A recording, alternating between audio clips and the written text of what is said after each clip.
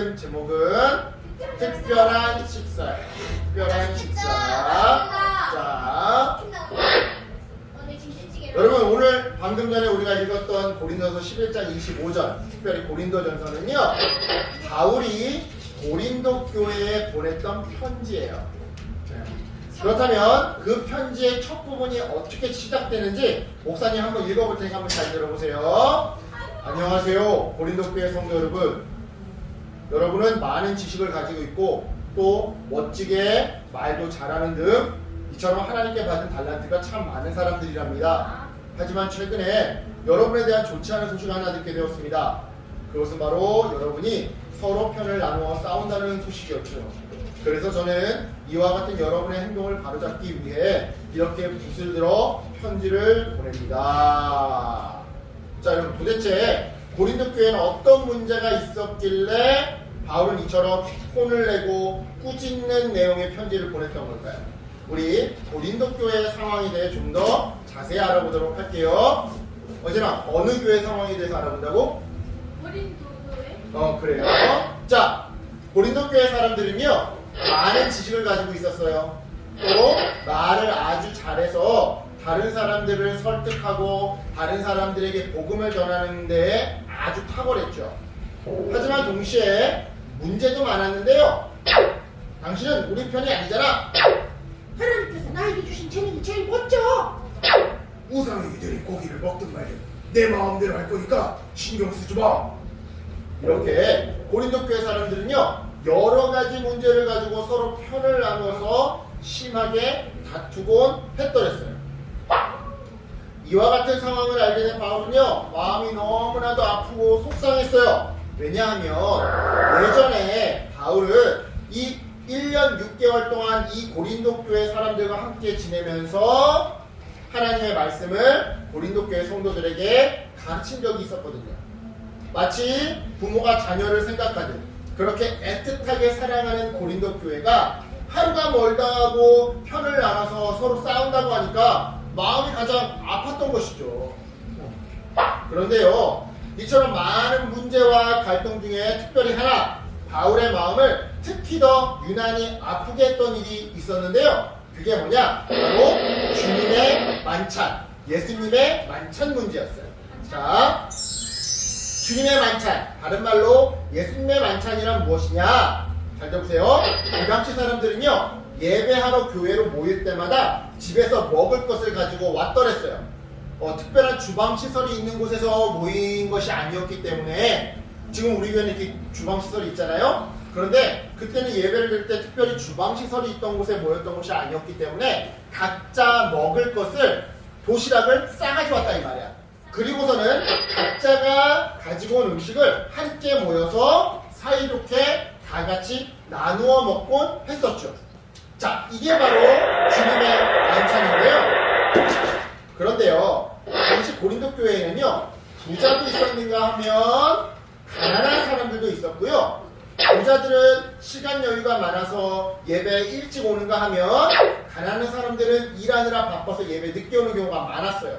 뿐만 아니라 부자들은요, 비싼 음식, 좋은 음식, 맛있는 음식을 많이 가지고 오는가 하면 가난한 사람들은 값싼 음식, 맛없는 음식, 질 나쁜 음식을 그것도 겨우 조금만 가지고 오는 경우가 많았더랬죠. 가난하니까. 문제는 시간 여유가 많은 부자들이 이미 좋은 음식들은 다 먹어 치웠다는 거였어요. 보니까 음식이 있었는데 음식이 많이 사라졌죠. 이미 좋은 음식들은 다 먹어 치웠다는 거였어요. 누가 오기 전에? 가난한 사람들이 오기 전에. 그러니 가난한 사람들이 늦게까지 일을 하고 헐레벌떡 교회로 오면 음식이 거의 남아있지 않았던 것이죠. 자, 여기서 부자들이 말했어요. 오호, 자네 왜 이렇게 늦게 왔나? 우리가 배가 고파서 말이야. 우리가 가져온 고급 음식들은 우리가 먼저 다 먹었다네.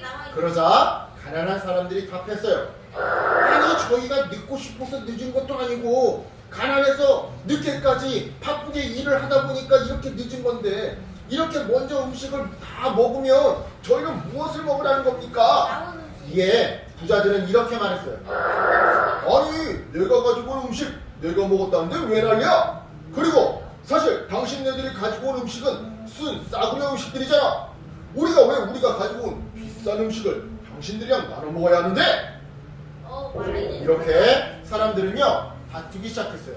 다시 말해 예수님의 만찬은 교인들이 가져온 것들을 서로 나누어 먹으면서 예수님의 사랑을 서로 고백하고 기념하는 자리였는데, 고린도 교회 성도들은 이 예수님의 만찬을 서로 욕심부리면서 싸우고, 또한 가난한 사람들을 기다려주거나 배려하거나 양보하지 않는 싸움의 자리, 무시의 자리로 만들었던 것이죠. 그래서 바울은요 고린도 교회 사람들에게 편지를 써서 예수님의 만찬의 의미를 자세히 설명해 주었던 거예요. 똑같은 잘못을 반복하지 않도록 말이죠.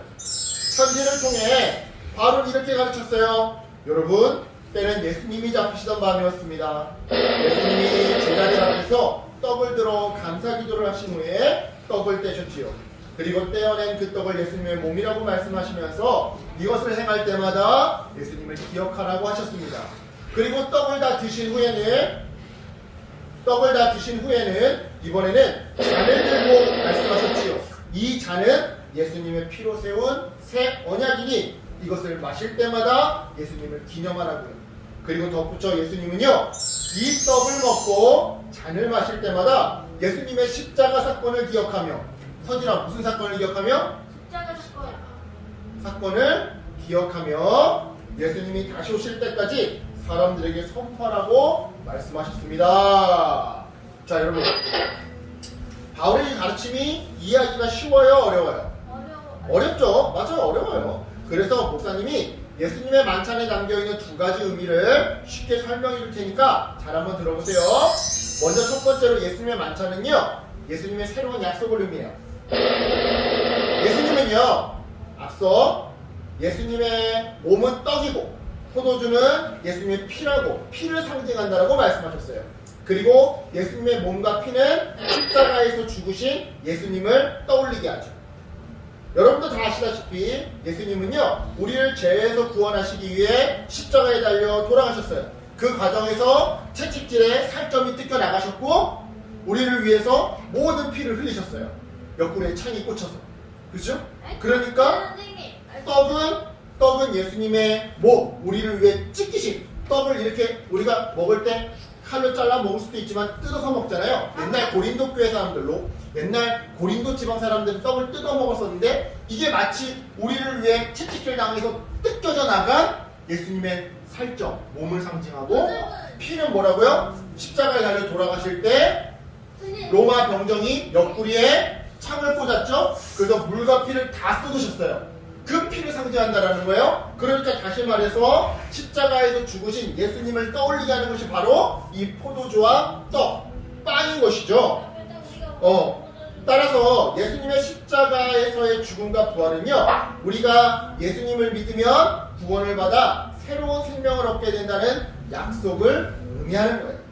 이어서 두 번째로 예수님의 만찬은 성도가 교인들이 하나로 연합되었음을 의미해요. 왜냐? 자, 예수님의 만찬은요 특별한 사람만, 부자들만, 맛있는 음식을 가지고 온 사람만, 일찍 온 사람만 참여할 수 있는 것이 아니기 때문이에요.